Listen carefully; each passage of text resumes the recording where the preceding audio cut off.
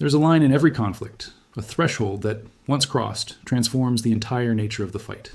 Not a tactical line, not a military objective, a moral line, the kind of line that, when crossed, removes every remaining ambiguity about what the adversary is willing to do to civilian populations, and makes the question of restraint on the other side not just strategically irrelevant, but morally indefensible. Iran just crossed that line, not with a missile strike on a military installation, not with a drone targeting a radar facility or a naval asset or an air defense node, with an attack on a water desalination plant in Kuwait, a civilian water supply facility, the infrastructure that produces the drinking water for a population that has nothing to do with the military decisions of the Islamic Republic of Iran. Approximately 90% of the Gulf region's water supply runs through desalination plants. 90%. Kuwait is a desert country. It does not have rivers. It does not have aquifers capable of supplying a modern urban population. The desalination plant is not a military asset. It is the reason people in Kuwait do not die of thirst. And Iran just tried to destroy it. This changes everything. But let's back all the way up, because to understand why this specific attack represents a genuine inflection point in this conflict, and why what happens in the next 48 to 72 hours will determine the shape of everything that follows, you need to understand the strategy Iran has been attempting to execute, the logic it believed was holding that strategy together, and the moment that logic just collapsed under the weight of its own cruelty. Here is exactly where things stand. The water desalination plant in Kuwait was struck by an Iranian drone or comparable weapon. Kuwait's Ministry of Electricity, Water and Renewable Energy confirmed the attack. A fire broke out. Multiple electricity generation units went offline. Significant material damage to the facility has been confirmed. This is not a claim from a single source, not an unverified report from a contested theater. This is an official government ministry in Kuwait, confirming that Iran deliberately targeted the infrastructure that produces drinking water for its civilian population. The attack on a water supply facility under any framework of international law is not a military operation. It is a war crime. And it was executed in the same operational window as an additional ship attack off the coast of Oman, ballistic missile launches from Fars province, strikes on Kurdish camps in Sulaymaniyah in Iraq, and an IRGC claim of an attack on a compound in Syria that, if confirmed, would represent the first known Iranian strike on American forces in Syrian territory during this war. In a single operational period, Iran attacked a civilian water supply, a commercial vessel, Kurdish population centers in Iraq, American allies across the Gulf, and claimed a strike on American Special Operations Forces. All of it simultaneously. All of it deliberate. All of it pointing toward a strategic decision inside the regime that the dual-track approach of military pressure and diplomatic signaling has been abandoned in favor of something far more desperate and far more dangerous. Read that again, because the simultaneity is the point. This is not an institution calibrating its responses to produce specific strategic effects. This is an institution swinging at everything within reach, because the coordinated decision-making structure that would produce calibrated responses has been substantially degraded by the American strike campaign against command centers, communication nodes, and the military brain of the IRGC. The desalination plant attack did not come from a position of strategic confidence. It came from a position of institutional desperation dressed in the language of escalation. To understand why, you need to understand what the last several days of American strikes actually took from the Iranian command structure, and why the attacks we are now seeing from Iran look the way they do. The American strike campaign progressed through a deliberate sequence. Coastal radar networks degraded night by night until the IRGC's air defense picture along the southern coast became fragmented and unreliable. Fast attack boat concentrations, reduced until the Mosquito Fleet doctrine that was supposed to make the Strait of Hormuz ungovernable for American naval assets, became a tactical concept without the platforms to execute it. Island-based forward positions on Greater Tunb and Keshem struck in 90-minute windows that the IRGC did not detect in time to contest, reducing Iran's unsinkable aircraft carriers to large stationary platforms on fire. And then, most significantly, the command centers. Tehran itself. The IRGC headquarters in the capital, the Aerospace Force Command Facility, the communications nodes that connect the regime's military apparatus to its forward commanders, its proxy networks, and the operational units distributed across the country. The largest explosion visible in any footage from this entire conflict erupted over Tehran when the command infrastructure there was struck. Residents woke to explosions in the early hours of the morning. Iran's own Fars News, the IRGC's media mouthpiece, confirmed air defense activation in both eastern and western districts of the capital. When the regime's own propaganda apparatus confirms that its air defenses were responding over Tehran, it is acknowledging that the strike packages reached the capital and hit what they were sent to hit. What those strikes removed was not just hardware. They removed the institutional architecture that manages the relationship between the IRGC's military operations and the civilian government's diplomatic signaling. The command centers are where the dual-track strategy gets calibrated in real time, where the decision is made whether this hour is a moment for firing or a moment for restraint, where proxy groups receive direction, where missile launch teams get authorization or hold orders, where the civilian foreign ministry's back-channel signals through Oman are reconciled with the IRGC's operational tempo so that one does not destroy the other. When those nodes are gone, the calibration mechanism is gone with them. What remains is operational reflex without strategic direction. Units still capable of launching weapons, no longer capable of the coordination that makes those launches strategically meaningful rather than simply destructive. The desalination plant attack is the signature of that transition. It is what an institution looks like when it shifts from coordinated strategic pressure to undirected escalation. The target has no military value. Destroying Kuwait's water supply does not degrade American strike capability. It does not reduce the naval blockade's effectiveness. It does not slow the pace of CENTCOM's strike waves or restore the command centers that have been destroyed over Tehran. What it does is generate the kind of international outrage that makes every remaining diplomatic avenue available to Tehran harder to use. It maximizes civilian suffering in a country that has no military significance to the conflict's outcome. It is the act of an institution that has stopped calculating strategic effect and started generating maximum harm, because maximum harm is the only thing it still knows how to produce coherently. And this is the tripwire that was always identified as the threshold that would transform the conflict's character completely. Not because hitting a desalination plant changes the military balance. It does not. But because it changes the political permission structure for every government in the Gulf Cooperation Council that has been watching this conflict from the sidelines, calculating its interests, deferring to the American operations timeline while quietly hoping the crisis resolves before it forces them into more direct choices. Kuwait's water supply is not an abstraction to Kuwait. It is not a diplomatic talking point. It is the thing that keeps people alive in a desert country. An attack on it does not invite a calibrated response. It demands one.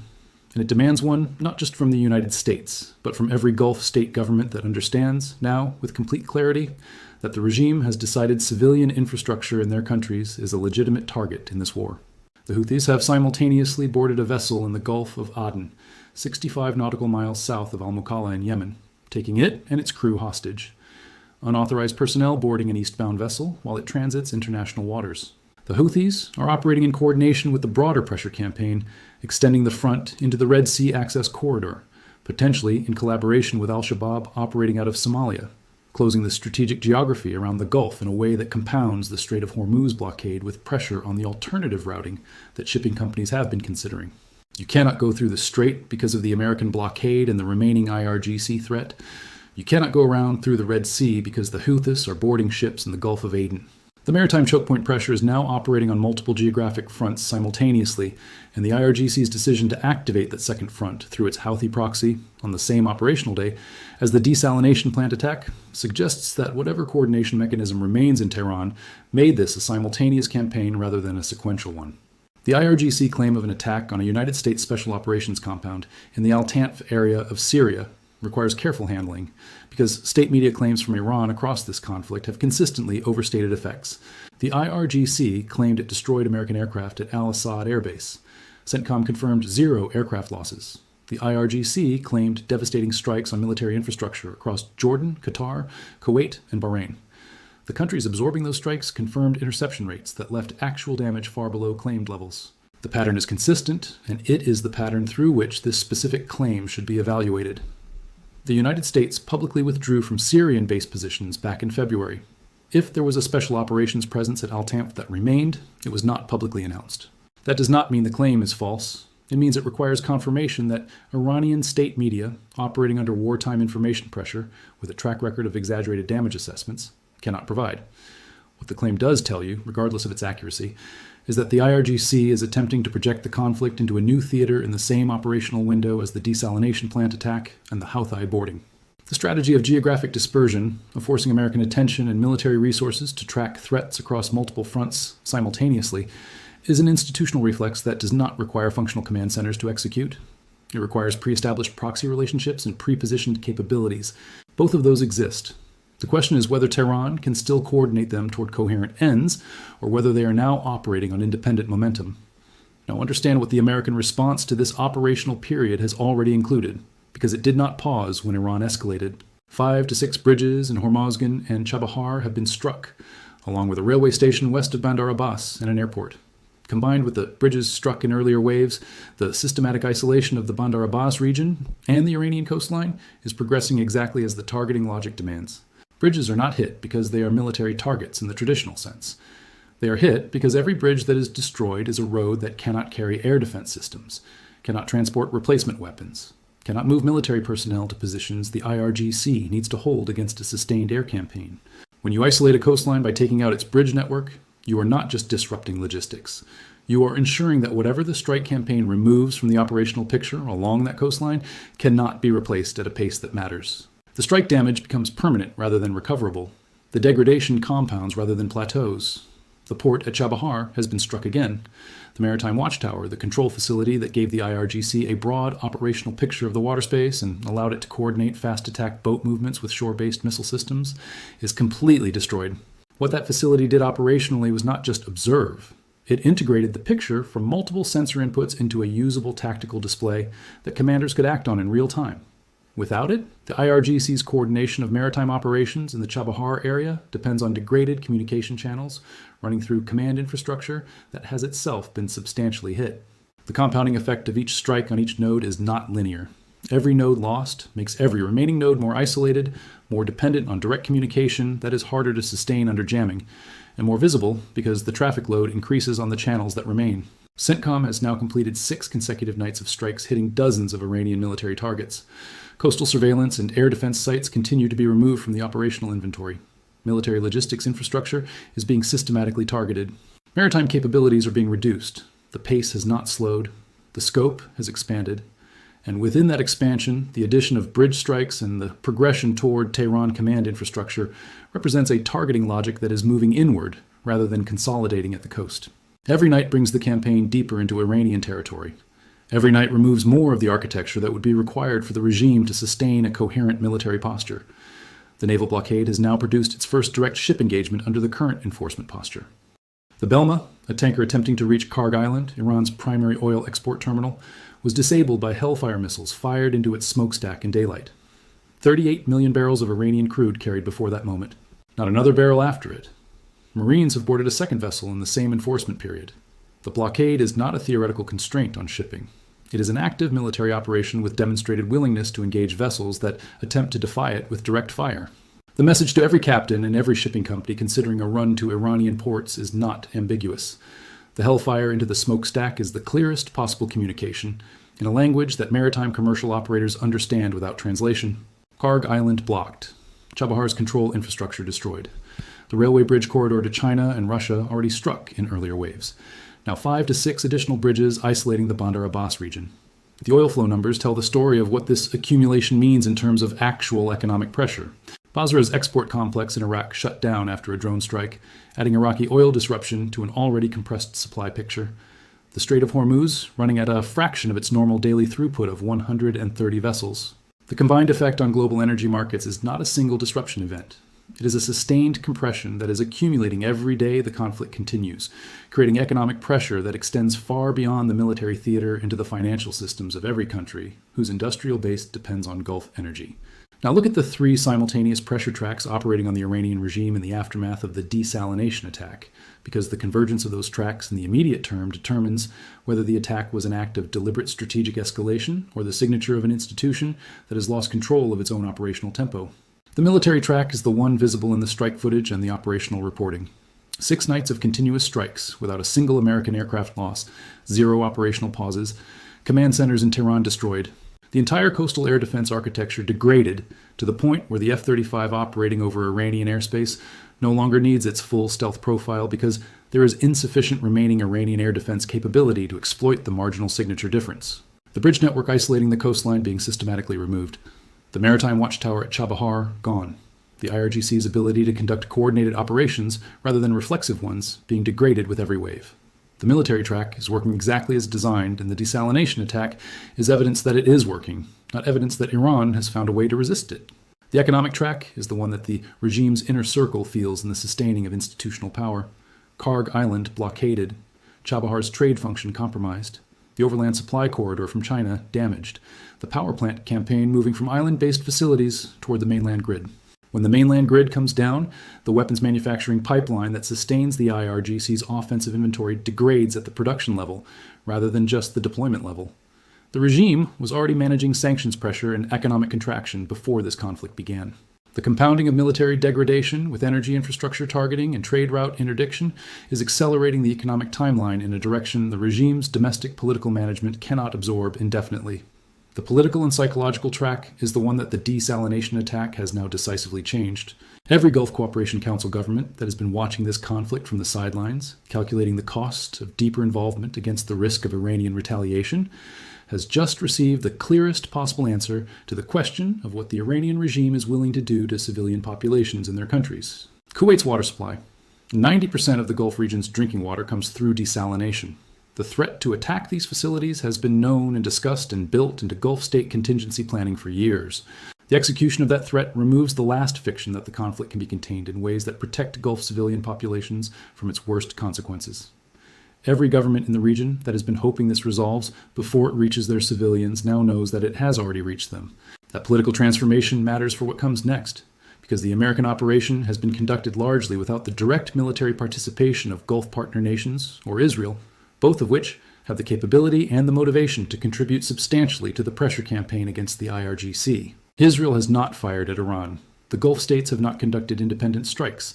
The United States has been managing the operation largely alone precisely because the political cost of a broader coalition entering the conflict was judged to outweigh the military benefit, and because the American operation alone was generating the desired strategic effects. The desalination attack changes that calculation. Because now the question that Gulf state governments must answer is not whether to support an American operation against a threat that has remained at a manageable distance. The question is how to respond to a direct attack on their civilian water infrastructure. Those are different questions with different answers, and the answers are unlikely to trend toward restraint. The Houthi dimension compounds this further. The boarding in the Gulf of Aden is not an isolated event. It is the activation of the second geographic front of the IRGC's maritime pressure campaign at the moment when the Strait of Hormuz front is being managed by the American naval blockade. The Red Sea access corridor was always the alternative routing that shipping companies and military planners were going to need if the strait remained effectively closed.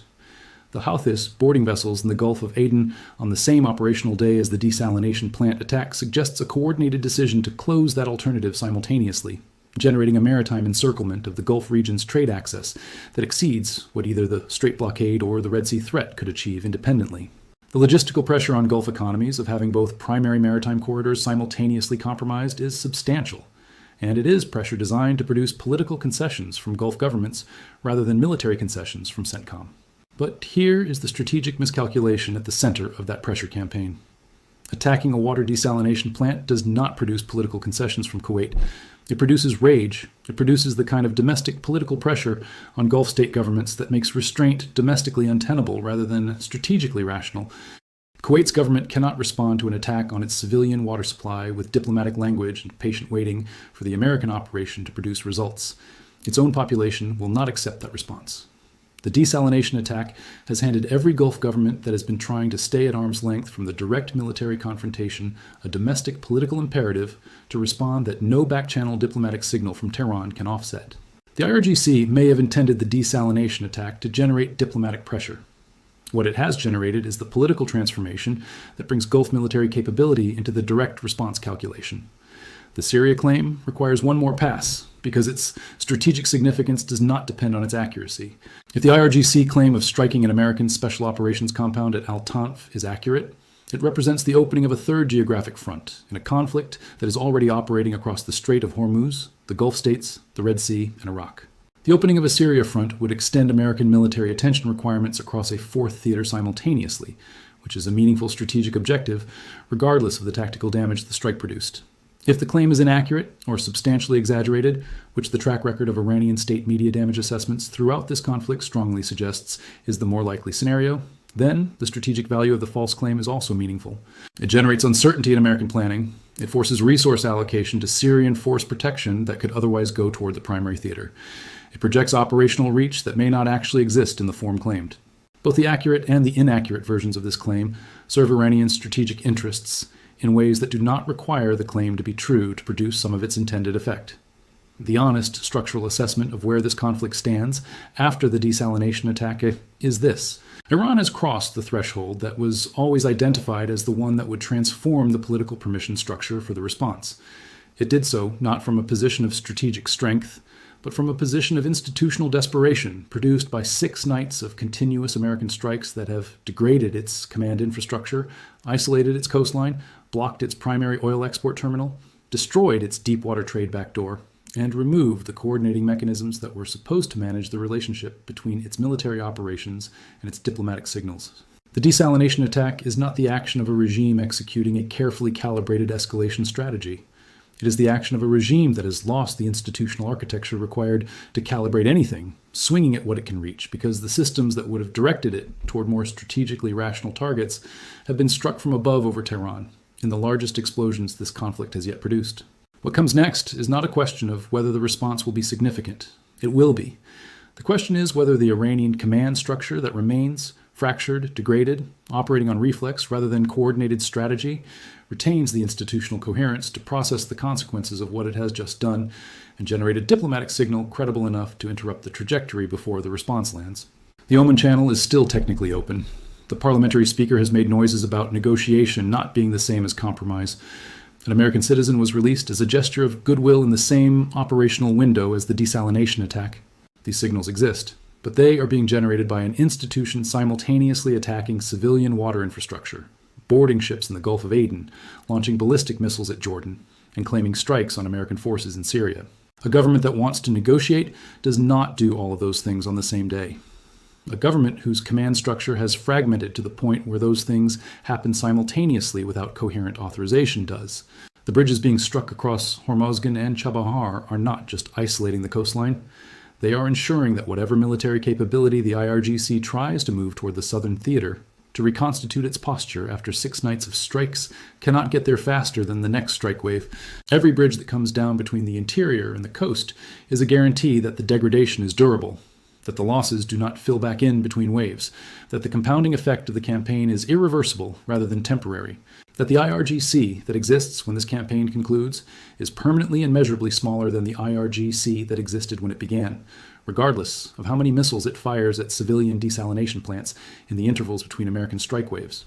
The water in Kuwait's desalination plant stopped flowing because the Islamic Republic made a decision that the civilian population of a neighboring country was an acceptable target in a war that those civilians had nothing to do with starting.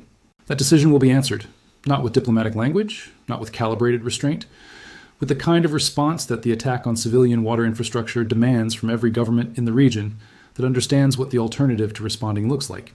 The alternative is a world where attacking desalination plants produces diplomatic concessions rather than military consequences, where civilian water supplies become negotiating leverage rather than protected infrastructure, where the IRGC learns that the threshold it just crossed is available to cross again whenever it chooses. That is not the world the response will produce, because the response is already forming. The bridges are already down across Hormozgan. The maritime watchtower at Chabahar is already rubble. The command centers over Tehran are already gone. And the institution that decided to attack Kuwait's water supply did so from inside a degraded command architecture, using operational reflex rather than strategic direction, on a day when CENTCOM completed its 6th consecutive night of strikes without a single American aircraft loss. The gloves are not coming off now because of the desalination plant attack. They came off when the first HARM missile found the first Iranian radar that activated over the Strait of Hormuz, and they have stayed off through every night since. What the desalination attack has done is remove the last remaining political constraint on how hard the response can be. Not on the American side, on the Gulf side. The countries that were waiting, watching, hoping this resolved before it reached their civilians. It reached their civilians this morning. And now they know it. And now the calculus changes. And now the threshold that was always the one that changes everything has been crossed. And everything is about to change.